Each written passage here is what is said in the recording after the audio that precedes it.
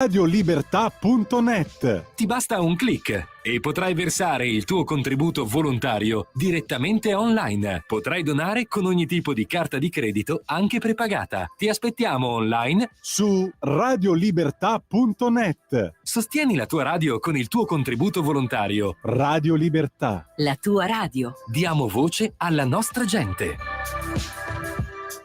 A una siffatta domanda, Don Abbondio, che pur s'era ingegnato di risponder qualcosa a delle meno precise, restò lì senza articolar parola. E per dir la verità, anche noi, con questo manoscritto davanti, con una penna in mano, non avendo da contrastare che con le frasi né altro da temere che le critiche dei nostri lettori, anche noi, dico, sentiamo una certa ripugnanza a proseguire.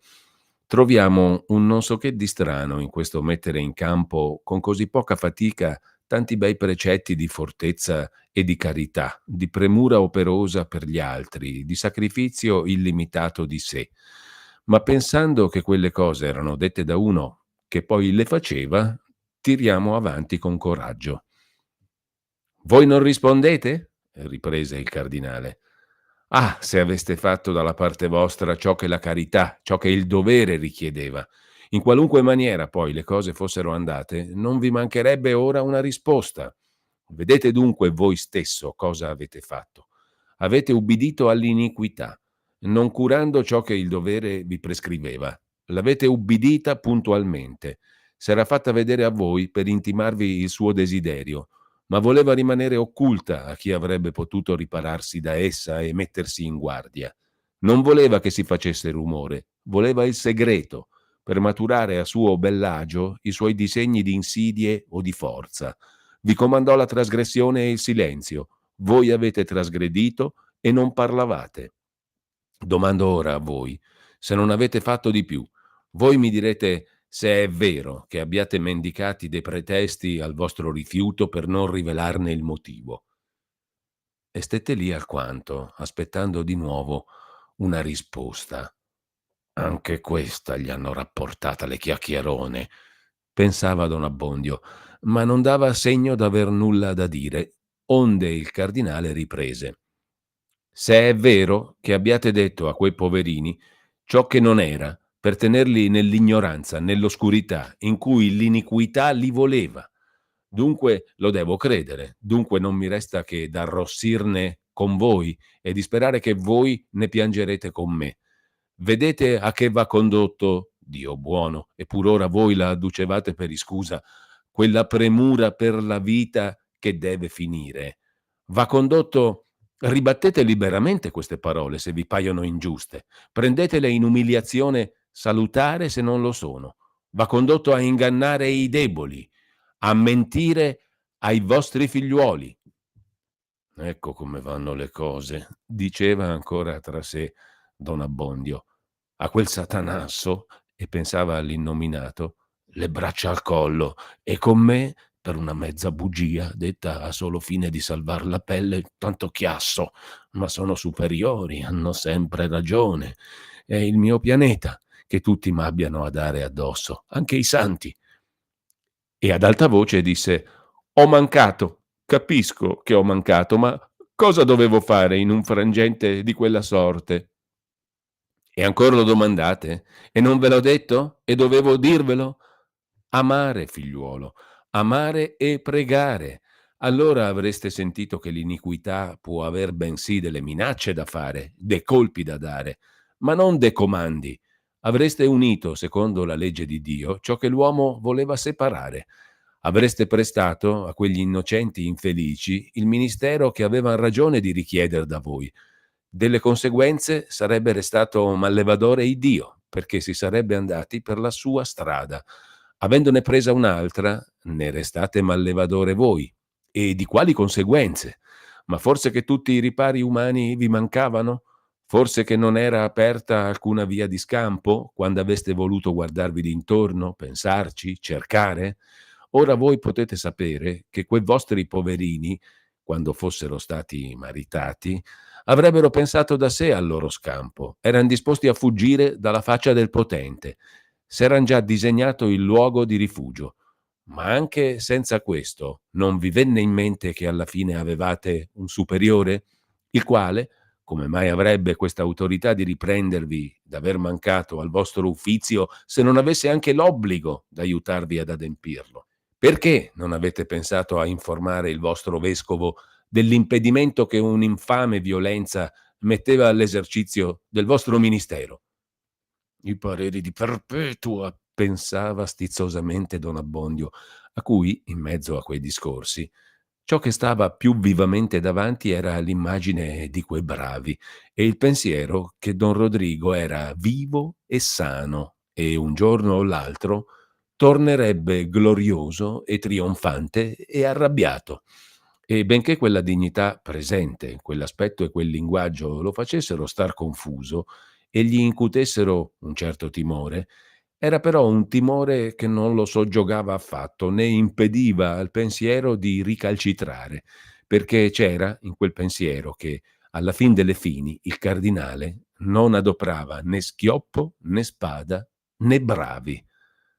Come non avete pensato, proseguiva questo, che se a quegli innocenti insidiati non fosse stato aperto altro rifugio, c'ero io per accoglierli, per metterli in salvo, quando voi me li aveste indirizzati dei derelitti a un vescovo, come cosa sua, come parte preziosa, non dico del suo carico, ma delle sue ricchezze.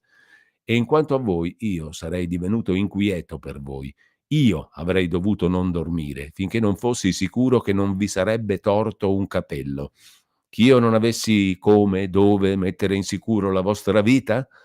Ma quell'uomo che fu tanto ardito, credete voi che non gli si sarebbe scemato punto l'ardire, quando avesse saputo che le sue trame eran note fuor di qui, note a me, ch'io vegliavo ed ero risoluto d'usare in vostra difesa tutti i mezzi che fossero in mia mano? Non sapevate che se l'uomo promette troppo spesso più che non sia per mantenere, minaccia anche non di rado più che non s'attenti poi di commettere? Non sapevate che l'iniquità non si fonda soltanto sulle sue forze, ma anche sulla credulità e sullo spavento altrui? Proprio le ragioni di Perpetua, pensò anche qui don Abbondio, senza riflettere che quel trovarsi d'accordo la sua serva e Federigo Borromeo su ciò che si sarebbe potuto e dovuto fare voleva dir molto contro di lui. Ma voi, proseguì e concluse il cardinale, non avete visto, non avete voluto veder altro che il vostro pericolo temporale. Qual maraviglia che vi sia parso tale da trascurar per esso ogni altra cosa. Gli è perché le ho viste io quelle facce, scappò detto a don Abbondio. Le ho sentite io quelle parole. Vossignoria illustrissima parla bene, ma bisognerebbe esser nei panni d'un povero prete e essersi trovato al punto. Appena ebbe proferite queste parole, si morse la lingua, s'accorse d'essersi lasciato troppo vincere dalla stizza e disse tra sé: Or vien la grandine. Ma alzando dubbiosamente lo sguardo, fu tutto maravigliato nel veder l'aspetto di quell'uomo che non gli riusciva mai di indovinare né di capire, nel vederlo, dico, passare da quella gravità autorevole e correttrice a una gravità compunta e pensierosa. Purtroppo, disse Federigo, tale è la misera e terribile nostra condizione. Dobbiamo esigere rigorosamente dagli altri quello che Dio sa se noi saremmo pronti a dare. Dobbiamo giudicare, correggere, riprendere. E Dio sa quel che faremmo noi nel caso stesso, quel che abbiam fatto in casi somiglianti. Ma guai se io dovessi prendere la mia debolezza per misura del dovere altrui, per norma del mio insegnamento. Eppure è certo che insieme con le dottrine io devo dare agli altri l'esempio, non rendermi simile al dottor della legge che carica gli altri di pesi che non posson portare e che lui non toccherebbe con un dito. Ebbene, figliuolo e fratello, poiché gli errori di quelli che presiedono sono spesso più noti agli altri che a loro, se voi sapete ch'io abbia, per pusillanimità, per qualunque rispetto, trascurato qualche mio obbligo, ditemelo francamente, fatemi ravvedere, affinché, dov'è mancato l'esempio, supplisca almeno la confessione.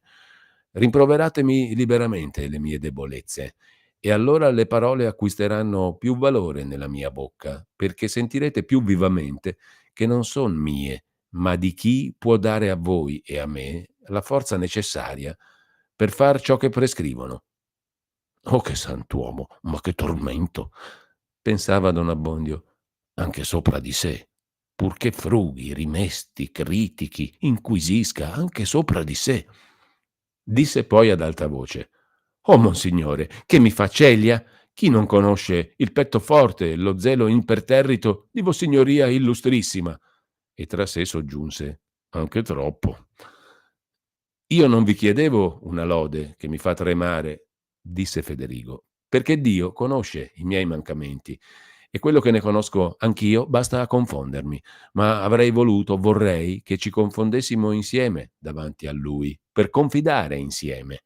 Vorrei, per amor vostro, che intendeste quanto la vostra condotta sia stata opposta, quanto sia opposto il vostro linguaggio alla legge che pur predicate e secondo la quale sarete giudicato». «Tutto casca addosso a me», disse don Abbondio, «ma queste persone che son venute a rapportare non le hanno poi detto d'essersi introdotte in casa mia a tradimento per sorprendermi e per fare un matrimonio contro le regole?» «Me l'hanno detto, figliuolo, ma questo m'accora, questo m'atterra, che voi desideriate ancora di scusarvi, che pensiate di scusarvi accusando, che prendiate materia d'accusa da ciò che dovrebbe esser parte della vostra confessione. Chi li ha messi, non dico nella necessità, ma nella tentazione di far ciò che hanno fatto? Avrebbero essi cercata quella via irregolare se la legittima non fosse loro stata chiusa? Pensato a insidiare il pastore se fossero stati accolti nelle sue braccia, aiutati, consigliati da lui? A sorprenderlo se non si fosse nascosto? E a questi voi date carico e vi sdegnate perché dopo tante sventure, che dico, nel mezzo della sventura, abbian detto una parola di sfogo a loro, al vostro pastore? Che il ricorso dell'oppresso, la querela dell'afflitto siano odiosi al mondo, il mondo è tale, ma noi, e che però sarebbe stato per voi se avessero taciuto? Vi tornava conto che la loro causa andasse intera al giudizio di Dio? Non è per voi una nuova ragione d'amar queste persone, e già tante ragioni n'avete, che v'abbian dato occasione di sentir la voce sincera del vostro vescovo? Che v'abbian dato un mezzo di conoscer meglio e di scontare in parte il gran debito che avete con loro? Ah, se v'avessero provocato, offeso, tormentato, vi direi, e dovrei io dirvelo, d'amarli appunto per questo. Amateli perché hanno patito, perché patiscono, perché son vostri, perché son deboli, perché avete bisogno d'un perdono, a ottenervi il quale pensate di qual forza possa essere la loro preghiera.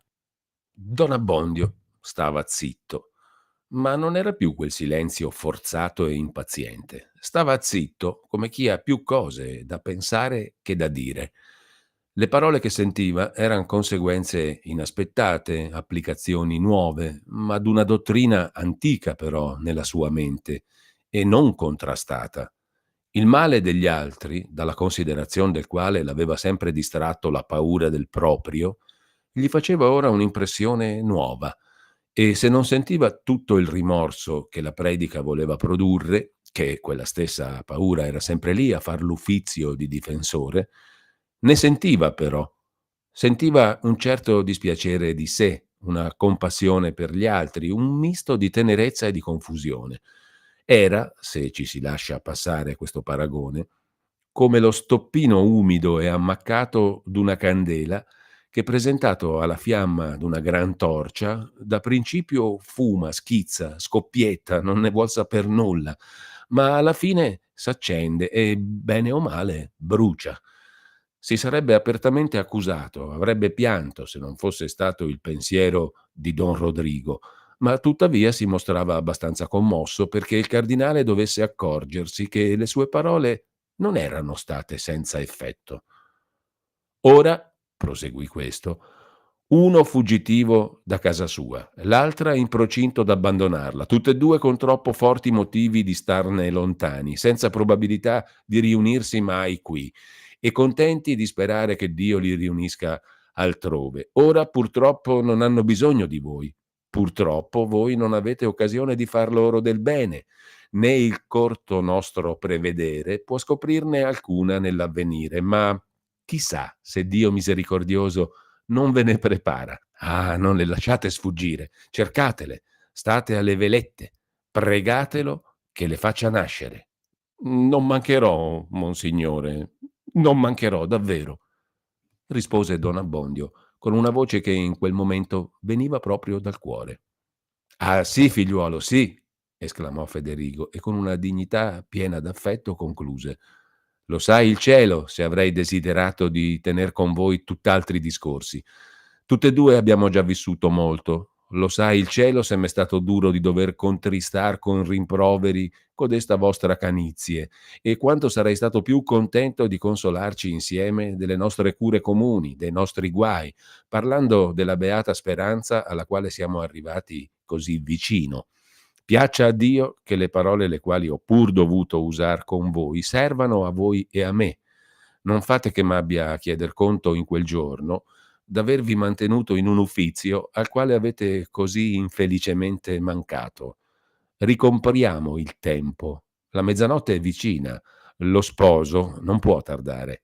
Teniamo accese le nostre lampade. Presentiamo a Dio i nostri cuori miseri, voti, perché gli piaccia riempirli di quella carità che ripara al passato, che assicura l'avvenire, che teme e confida, piange e si rallegra con sapienza, che diventa in ogni caso la virtù di cui abbiamo bisogno. Così detto si mosse e don Abbondio gli andò dietro.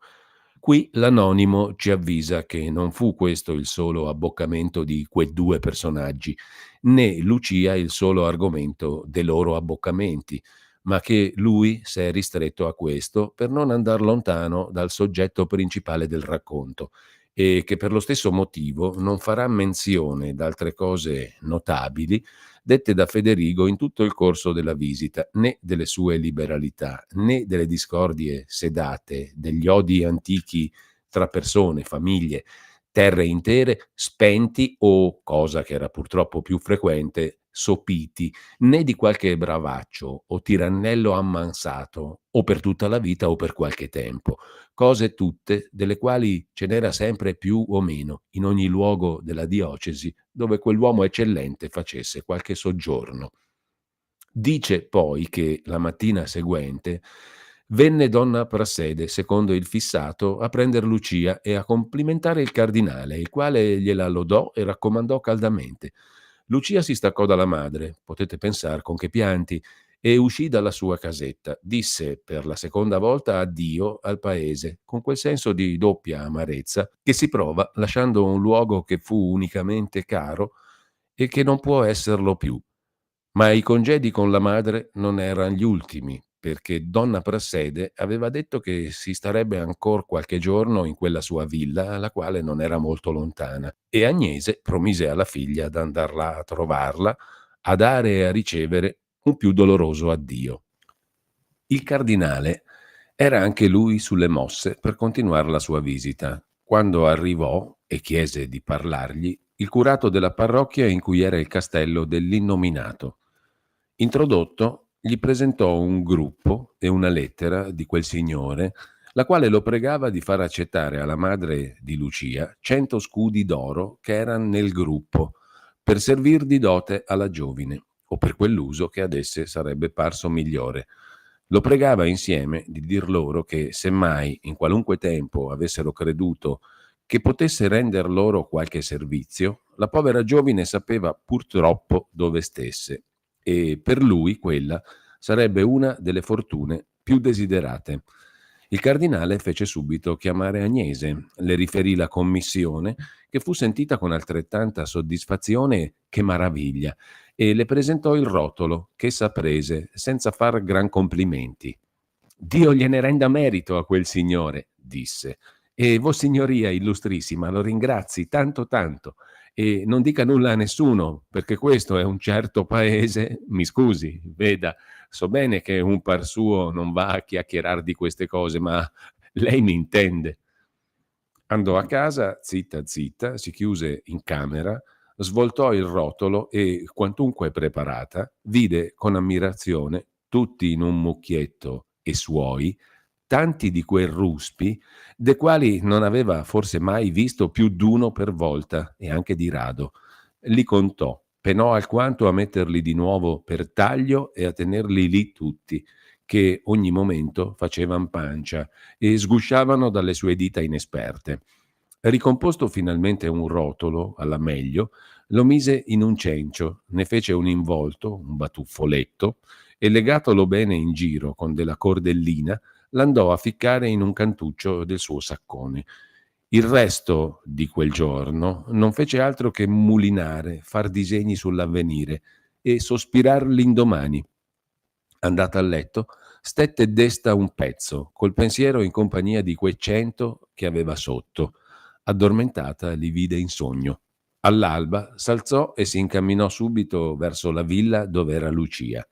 Questa, dal canto suo, quantunque non le fosse diminuita quella gran ripugnanza a parlar del voto, pure era risoluta di farsi forza ed aprirsene con la madre in quell'abboccamento che per lungo tempo doveva chiamarsi l'ultimo. Appena poterono esser sole, Agnese, con una faccia tutta animata e insieme a voce bassa, come se ci fosse stato presente qualcheduno a cui non volesse farsi sentire, cominciò: «Ho da dirti una gran cosa», e le raccontò l'inaspettata fortuna. «Iddio lo benedica quel signore», disse Lucia, «così avrete da star bene voi e potrete anche far del bene a qualchedun altro». «Come?» rispose Agnese. «Non vedi quante cose possiamo fare con tanti denari? Senti, io non ho altro che te, che voi due, posso dire, perché Renzo, da che cominciò a discorrerti, l'ho sempre riguardato come un mio figliuolo. Tutto sta che non gli sia accaduta qualche disgrazia, a vedere che non ha mai fatto saper nulla, ma deve andar tutto male? Speriamo di no, speriamo. Per me avrei avuto caro di lasciar l'ossa nel mio paese, ma ora che tu non ci puoi stare, in grazia di quel birbone, e anche solamente a pensare d'averlo vicino colui, m'è venuto in odio il mio paese, e con voi altri io sto per tutto. Ero disposta fin d'allora a venir con voi altri, anche in capo al mondo, e son sempre stata di quel parere, ma senza danari. Come si fa? Intendi ora? Quei 4 che quel poverino aveva messi da parte con tanto stento e con tanto risparmio, è venuta la giustizia e ha spazzato ogni cosa, ma per ricompensa il Signore ha mandato la fortuna a noi. Dunque, quando avrà trovato il bandolo di far sapere se è vivo e dov'è e che intenzioni ha, ti vengo a prendere io a Milano. Io ti vengo a prendere. Altre volte mi sarebbe parso un granché, ma le disgrazie fanno diventare disinvolti. Fino a Monza ci sono andata e so cos'è viaggiare. Prendo con me un uomo di proposito, un parente, come sarebbe a dire Alessio, di Maggianico, che a voler dir proprio in paese un uomo di proposito non c'è. Vengo con lui. Già la spesa la facciamo noi e, intendi? Ma vedendo che invece d'animarsi Lucia s'andava accorando e non dimostrava che una tenerezza senza allegria, lasciò il discorso a mezzo e disse: «Ma cos'hai? Non ti pare?» «Povera mamma!»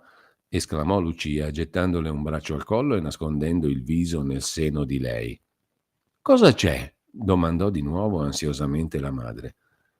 «Avrei dovuto dirvelo prima», rispose Lucia, alzando il viso e asciugandosi le lacrime. «Ma non ho mai avuto cuore, compatitemi». «Ma di su, dunque!» «Io non posso più esser moglie di quel poverino». «Come? Come?» Lucia, col capo basso, col petto ansante, lacrimando senza piangere, come chi racconta una cosa che quand'anche dispiacesse non si può cambiare, rivelò il voto e insieme, giungendo le mani, chiese di nuovo perdono alla madre di non aver parlato fino allora. La pregò di non ridir la cosa ad anima vivente ed aiutarla ad adempire ciò che aveva promesso. Agnese era rimasta stupefatta e costernata, voleva sdegnarsi del silenzio tenuto con lei, ma i gravi pensieri del caso soffocavano quel dispiacere suo proprio. Voleva dirle: cosa hai fatto? Ma le pareva che sarebbe un prendersela col cielo, tanto più che Lucia tornava a dipingere con più vivi colori quella notte, la desolazione così nera e la liberazione così impreveduta, tra le quali la promessa era stata fatta così espressa, così solenne. E intanto ad Agnese veniva anche in mente questo e quell'esempio che aveva sentito raccontar più volte, che lei stessa aveva raccontato alla figlia, di gastighi strani e terribili venuti per la violazione di qualche voto. Dopo essere rimasta un poco come incantata, disse: «E ora cosa farai?» «Ora», rispose Lucia, «tocca al Signore a pensarci, al Signore e alla Madonna. Mi son messa nelle loro mani. Non m'hanno abbandonata finora, non m'abbandoneranno ora che la grazia che chiedo per me al Signore, la sola grazia dopo la salvazione dell'anima, è che mi faccia tornar con voi. E me la concederà, sì, me la concederà. Quel giorno, in quella carrozza, ah, Vergine Santissima, quegli uomini, chi m'avrebbe detto che mi menavano da colui che mi doveva menare a trovarmi con voi il giorno dopo?» «Ma non parlarne subito a tua madre», disse Agnese con una certa stizzetta temperata d'amorevolezza e di pietà. «Compatitemi, non avevo cuore, e che sarebbe giovato d'affliggervi qualche tempo prima». «E Renzo?» disse Agnese tentennando il capo. «Ah!» esclamò Lucia, riscotendosi. «Io non ci devo pensar più a quel poverino. Già si vede che non era destinato. Vedete come pare che il Signore ci abbia voluti proprio tener separati e chissà, ma no, no, l'avrà preservato Lui da pericoli e lo farà esser fortunato anche di più senza di me». «Ma intanto», riprese la madre, «se non fosse che tu ti sei legata per sempre e tutto il resto, quando a Renzo non gli sia accaduta qualche disgrazia, con quei denari io ci avevo trovato rimedio». «Ma quei denari», replicò Lucia, «ci sarebbero venuti se io non avessi passata quella notte? È il Signore che ha voluto che tutto andasse così, sia fatta la sua volontà». E la parola morì nel pianto. A quell'argomento inaspettato, Agnese rimase lì, pensierosa. Dopo qualche momento, Lucia, rattenendo i singhiozzi, riprese: «Ora che la cosa è fatta, bisogna adattarsi di buon animo. E voi, povera mamma, voi mi potete aiutare prima pregando il Signore per la vostra povera figlia e poi bisogna bene che quel poverino lo sappia. Pensateci voi, fatemi anche questa carità, che voi ci potete pensare. Quando saprete dov'è, fategli scrivere, trovate un uomo, appunto vostro cugino Alessio, che è un uomo prudente, caritatevole e ci ha sempre voluto bene e non ciarlerà. Fategli scrivere da lui la cosa com'è andata, dove mi son trovata, come ho patito e che Dio ha voluto così. E che metta il cuore in pace e che io non posso mai, mai esser di nessuno. E fargli capire la cosa con buona grazia, spiegargli che ho promesso, che ho proprio fatto voto. Quando saprà che ho promesso alla Madonna, ha sempre avuto il timor di Dio. E voi, la prima volta che avrete le sue nuove, fatemi scrivere, fatemi saper che è sano e poi non mi fate più saper nulla». Agnese, tutta intenerita, assicurò la figlia che ogni cosa si farebbe come desiderava. «Vorrei dirvi un'altra cosa», riprese questa. «Quel poverino, se non avesse avuto la disgrazia di pensare a me, non gli sarebbe accaduto ciò che gli è accaduto. È per il mondo. Gli hanno troncato il suo avviamento, gli hanno portato via la sua roba, quei risparmi che aveva fatti, poverino, sapete perché? E noi abbiamo tanti denari. Oh, mamma, giacché il Signore ci ha mandato tanto bene, e quel poverino, è proprio vero che lo riguardavate come vostro, sì, come un figliuolo. Oh, fate mezzo per uno, che sicuro il Dio non ci mancherà. Cercate un'occasione fidata e mandateglieli, che sa il cielo come ne ha bisogno». «Ebbene, cosa credi?» rispose Agnese. «Glieli manderò davvero, povero giovine, perché pensi tu che io fossi così contenta di quei denari, ma io ero proprio venuta qui tutta contenta. Basta, io glieli manderò, povero Renzo, ma anche lui, so quel che dico, certo che i denari fanno piacere a chi ne ha bisogno, ma questi non saranno quelli che lo faranno ingrassare». Lucia ringraziò la madre di quella pronta e liberale condiscendenza, con una gratitudine, con un affetto da far capire a chi l'avesse osservata che il suo cuore faceva ancora a mezzo con Renzo, forse più che lei medesima non lo credesse. «E senza di te che farò io, povera donna?» disse Agnese, piangendo anch'essa. «E io senza di voi, povera mamma, e in casa di forestieri e laggiù, in quel Milano. Ma il Signore sarà con tutte e due e poi ci farà tornare insieme. Tra 8 o 9 mesi ci rivedremo e di qui allora, e anche prima, spero, avrà accomodate le cose lui per riunirci. Lasciamo fare a lui. La chiederò sempre, sempre alla Madonna questa grazia. Se avessi qualche altra cosa da offrirle, lo farei, ma è tanto misericordiosa che me lo otterrà per niente».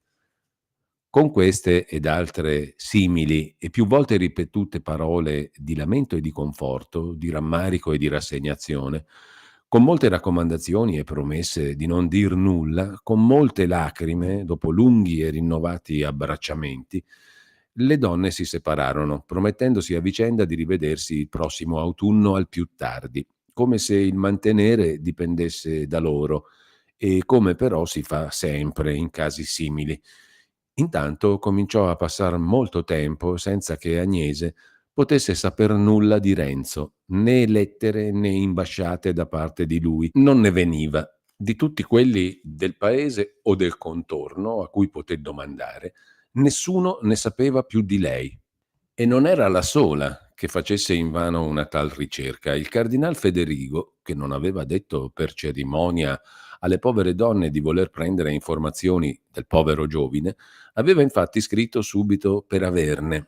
Tornato poi dalla visita a Milano, aveva ricevuto la risposta in cui gli si diceva che non s'era potuto trovar recapito dell'indicato soggetto, che veramente era stato qualche tempo in casa d'un suo parente nel tal paese, dove non aveva fatto dir di sé, ma una mattina era scomparso all'improvviso e quel suo parente stesso non sapeva cosa ne fosse stato e non poteva che ripetere certe voci in aria e contraddittorie che correvano: essersi il giovine arrolato per il Levante, esser passato in Germania, perito nel guadare un fiume, che non si mancherebbe di stare alle velette se mai si potesse saper qualcosa di più positivo per farne subito parte a sua signoria illustrissima e reverendissima. Più tardi quelle ed altre voci si sparsero anche nel territorio di Lecco e vennero per conseguenza agli orecchi d'Agnese. La povera donna faceva di tutto per venire in chiaro qual fosse la vera, per arrivare alla fonte di questa e di quella, ma non riusciva mai a trovar di più di quel dicono che anche al giorno d'oggi basta da sé ad attestar tante cose. Talora, appena glien'era stata raccontata una, veniva uno e le diceva che non era vero nulla, ma per dargliene in cambio un'altra, ugualmente strana o sinistra. Tutte ciarle, ecco il fatto. Il governatore di Milano e capitano generale in Italia, don Gonzalo Fernandez di Cordova, aveva fatto un gran fracasso col signor residente di Venezia in Milano, perché un malandrino, un ladrone pubblico, un promotore di saccheggio ed omicidio, il famoso Lorenzo Tramaglino, che nelle mani stesse della giustizia aveva eccitato sommossa per farsi liberare, fosse accolto e ricettato nel territorio bergamasco. Il residente aveva risposto che la cosa gli riusciva nuova e che scriverebbe a Venezia per poter dare a Sua Eccellenza quella spiegazione che il caso avesse portato. A Venezia avevano per massima di secondare e di coltivare l'inclinazione degli operai di seta milanesi a trasportarsi nel territorio bergamasco e quindi di far che ci trovassero molti vantaggi e soprattutto quello senza cui ogni altro è nulla, la sicurezza. Siccome però tra due grossi litiganti qualche cosa, per poco che sia, bisogna sempre che il terzo goda, così Bortolo fu avvisato in confidenza, non si sa da chi, che Renzo non gli stava bene in quel paese e che farebbe meglio a entrare in qualche altra fabbrica, cambiando anche nome per qualche tempo. Bortolo intese per aria, non dimandò oltre, corse a dir la cosa al cugino, lo prese con sé in un calessino, lo condusse a un altro filatoio, discosto da quello forse 15 miglia, e lo presentò sotto il nome d'Antonio Rivolta al padrone, che era nativo anche lui dello stato di Milano e suo antico conoscente. Questo, quantunque l'annata fosse scarsa, non si fece pregare a ricevere un operaio che gli era raccomandato come onesto e abile da un galantuomo che se ne intendeva.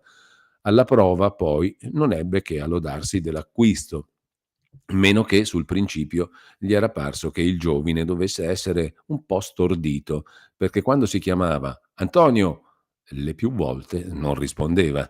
Poco dopo venne un ordine da Venezia, in stile pacato, al capitano di Bergamo, che prendesse e desse informazione se nella sua giurisdizione, e segnatamente nel tal paese, si trovasse il tal soggetto. Il capitano, fatte le sue diligenze, come aveva capito che si volevano, trasmise la risposta negativa, la quale fu trasmessa al residente in Milano, che la trasmettesse al gran cancelliere, che potrebbe trasmetterla a don Gonzalo Fernandez di Cordova. Non mancavan poi curiosi che volessero saper da Bortolo il perché quel giovine non c'era più e dove fosse andato. Alla prima domanda Bortolo rispondeva: ma è scomparso, per mandar poi in pace i più insistenti, senza dar loro sospetto di quel che n'era davvero. Aveva creduto bene di regalar loro a chi l'una a chi l'altra delle notizie da noi riferite di sopra, però come cose incerte, che aveva sentite dire anche lui, senza averne un riscontro positivo. Ma quando la domanda gli venne fatta per commissione del cardinale, senza nominarlo, e con un certo apparato d'importanza e di mistero, lasciando capire che era in nome d'un gran personaggio, tanto più Bortolo si insospettì e credé necessario di risponder secondo il solito. Anzi, trattandosi d'un gran personaggio, diede in una volta tutte le notizie che aveva stampate a una in quelle diverse occorrenze. Non si creda però che don Gonzalo, un signore di quella sorte, l'avesse proprio davvero col povero filatore di montagna, che, informato forse del poco rispetto usato e delle cattive parole dette da colui al suo re Moro incatenato per la gola, volesse fargliela pagare, o che lo credesse un soggetto tanto pericoloso da perseguitarlo anche fuggitivo, da non lasciarlo vivere anche lontano, come il Senato romano con Annibale. Don Gonzalo aveva troppe e troppo gran cose in testa per darsi tanto pensiero dei fatti di Renzo, e se parve che se ne desse, nacque da un concorso singolare di circostanze, per cui il poveraccio, senza volerlo e senza saperlo né allora né mai, si trovò con un sottilissimo e invisibile filo attaccato a quelle troppe